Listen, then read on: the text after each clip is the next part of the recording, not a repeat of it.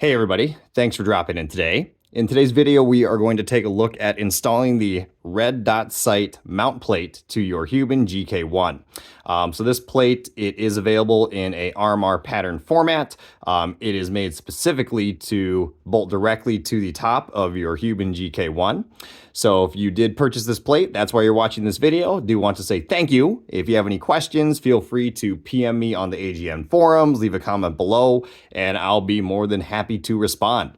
If you're just checking this out, glad you could join us today, and I'm going to get right to it and go through the installation process here. So you'll see already I have mounted up my red dot sight on the plate itself.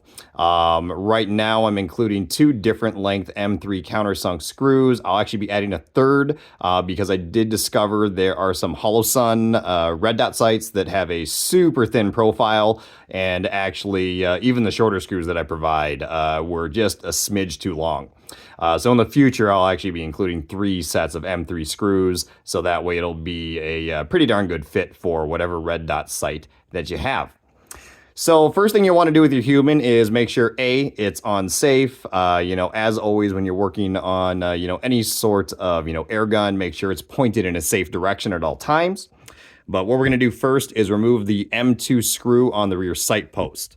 Now, underneath of here, there is a little spring that helps hold elevation if that's something that you use. I actually remove it because it plays no part in retaining the red dot sight mount itself. So you'll see when I lift up this rear sight post, there is a little spring that is up underneath there.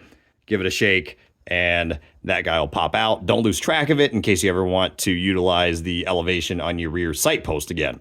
I take this and that little screw and I pop that in the bag of spare parts that came with my GK1.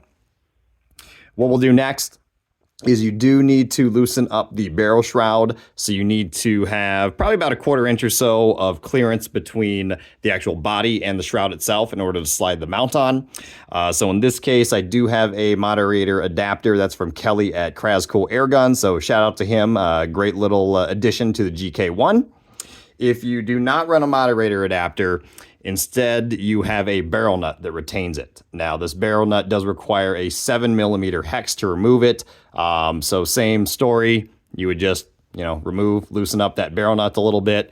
Make sure you can get about a 1/4 inch of access between the body and the shroud itself. So you can see right there, that's just all the space that you need. Installation itself is pretty darn simple. So let me turn this here.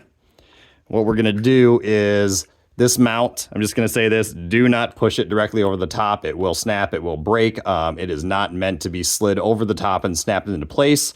It is meant, and you can see here, let me get the camera angle, that you slide it into that space between the body of the pistol itself and the barrel shroud, and you slide it back a little bit. And as you slide it back, it will sit in place and it sits down. So now that I've got that, I am going to grab the silver M3 screw that I include in all these part kits. You'll place that in the hole in the print, and it will settle into the hole that was for the rear sight post. For this one, you will need a 2.5mm hex to tighten that down. And I just tighten it till tight. You don't really need to, tighten it to death, so to speak. Once you've got that in place, just double check, make sure everything looks like it fits. And once you've got that done, you can retighten your moderator adapter or your barrel nut, whichever one that you have at the time, and then you'll be good to go.